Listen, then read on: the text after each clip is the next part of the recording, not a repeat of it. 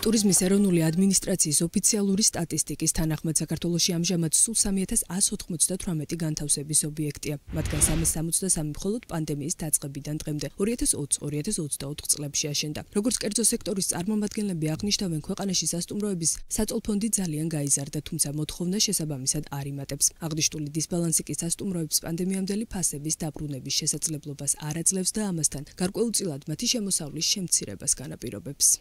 მოთხოვნას და მიწოდებას შორის დიდი დისბალანსი არის, იმიტომ რომ იყოს იმაზე მოთხოვნა, საკმარისი მოთხოვნა მაღალგადახდელიანი ტურისტების, როგორც დაუშვათ ადრე იყო პანდემიამდე, დღეს ეს არ არის ფაქტია და იმედია რომ ამ ნიშნულამდეც მივალთ, იმიტომ რომ დატვირთულია სასტუმროები, მაგრამ არა მაღალგადახდელუნარიანი ტურისტი. დატვირთულობის კოეფიციენტი თბილისის იყო 88-90% 2016 წლებში, 2023 წელს დატვირთულობის კოეფიციენტი თბილისში იყო 58-62%. ფასების კლება არის თითქმის 30-40%, ვიდრე იყო 2016-17 წელს საქართველოში. TBC კაპიტალის მიერ გამოქვეყნებულ ტურიზმის 2023 წლის მიმოხილვაში ნათქვამია, რომ ამ წელს მაღალბიუჯეტიანმა სასტუმროებმა მნიშვნელოვანი ზრდა დააფიქსირეს და დატვირთულობის საშუალო კოეფიციენტს 58%-ს მიაღწიეს, რაც 2022 წელთან შედარებით 8%-ული პუნქტით ზრდა. TBC კაპიტალში 2024 წელს სასტუმროების დატვირთულობის მაჩვენებლის 4%-იან ზრდას ელიან. საინვესტიციო ბანკის ანალიზს კერძო სექტორის ნაწილიც იზიარებს, რომლებიც აღნიშნავენ, რომ ბრენდულ სასტუმროებში მოთხოვნა მიწოდების დისბალანსი შესამჩნევი არ არის. ეს პრობლემა ძირითადად არაბრენდულ სასტუმროებს ეხება, რომლებიც ბოლო პერიოდში განსაკუთრებით დიდი რაოდენობით აშენდა. ზოგად ჭრილში გამოწვევა ძირითადად თბილისში შეინიშნება, ხოლო რეგიონებში სურათი სხვადასხვაგვარია. ბოლო 2 წლის განმავლობაში თბილისსა და ბათუმში შემოვიდა დაახლოებით 6-7 ახალი საერთაშორისო სასტუმროს ბრენდი, რასაც ჯერჯერობით არ გამოუწვევია მოთხოვნასთან მიმართებაში გადაჭარბება, გამომდინარე იქიდან, რომ საშუალოდ ეს სასტუმროები არის 80-დან 150 ოთახამდე და ალბათ კიდევ 10 და 20 ბრენდული სასტუმრო უნდა გაიხსნას თბილისში, რომ იმ კატეგორიის ტურისტების მოთხოვნას გადააჭარბოს მიწოდება, რა კატეგორიას დღეს ჩვენ საქართველოში ჩამოყვავს. ბაკურიანი საკმაოდ აქტიურად დაიწყეთ სეზონი, იმიტომ თოვლი მოვიდა და ძალიან დატვირთული იყო, თუმცა ეხლა მაგალითად ზაფხულამდე აღარ იქნება დატვირთულობა. ბათუმი ძალიან სეზონური არის, როგორც პროდუქტი, თუ არა გაქვს კაზინო სასტუმროში, მაშინ საკმაოდ დაბალი არის დატვირთულობა და არასეზონის პერიოდში. ყაზბეგი შედარებით ყველა დანარჩენთან შემეტნაკლებად ყველაზე დატვირთულ სასტუმროდ ყოველთვის ყველაზე დატვირთული სასტუმროა. კახეთში თითქმის ყველა სასტუმრო იყიდება, გარდა რედისონისა და ლოპოტასი ყველა სასტუმრო გამოტანილია გასაფრიდად. ყველა აბსოლუტურად. და კახეთი გადაიქცა მხოლოდ შავადგვირის კურორტად, რაც წარმოიდგინეთ კვირის ჭრილში, ასე ვთქვათ, 7 დღეში რომ მაქსიმუმ 2 დღე დატვირთული და 5 დღე დაუტვირთავი, საკმაოდ რთულია.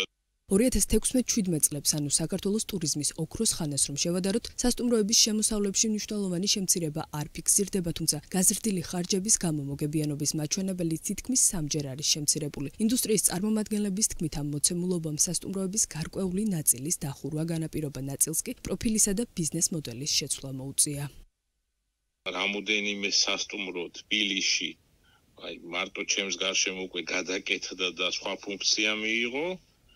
რაც მე პირადად ვიცი და ამის გარდა პირადად მე მხოლოდ 2 პროექტი გამიჩერდა, მშენებარე პროექტი, რომელიც სასტუმრო უნდა ყოფილიყო და ეხლა გადაკეთდა სხვა მიმართულებით მიდის ეს პროექტები. ბიზნეს სუბიექტებმა ბევრმა შეძლო უკვე ამ რეალობასთან ადაპტირება და მათ ეს ბიზნეს მოდელი საერთოდ შეცვალეს და მაგალითად უკვე ახალ პროექტებში სასტუმრო ნომრებს პირდაპირ ყიდიან.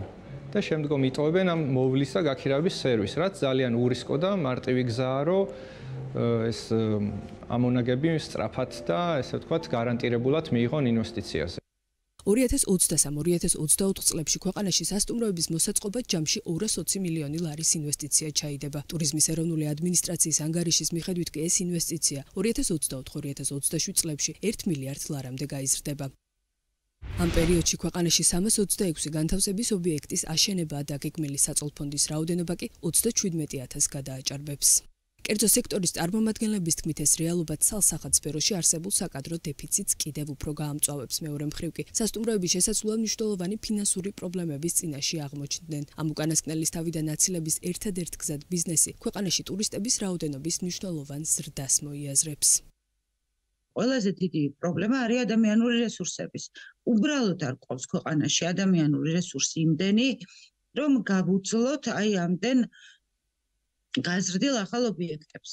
და ხარისხი შევინარჩუნოთ პლუს. როდესაც დაემატება სასტუმროები საქართველოს მასშტაბით, აუცილებელია რომ გაიზარდოს ტურისტების რაოდენობა, რასაც ვნახულობთ სტატისტიკურად იზრდება.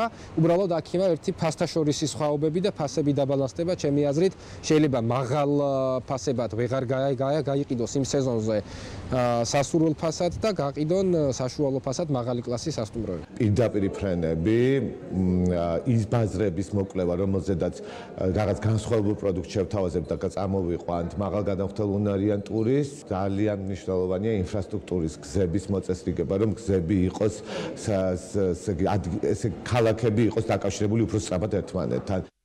რაც შეეხება უშუალოდ ტურიზმის აღდგენის დინამიკას, 2023 წელს საქართველოს საერთაშორისო ტურიზმიდან 4 მილიარდ 100 მილიონი დოლარი მიიღო, რაც 2019 წლის დონეს 26.2% აჭარბებს. მთავრობა ელისს, რომ მიმდინარე წელს ტურიზმიდან შემოსავლები 4 მილიარდ 500 მილიონ დოლარამდე გაიზრდება.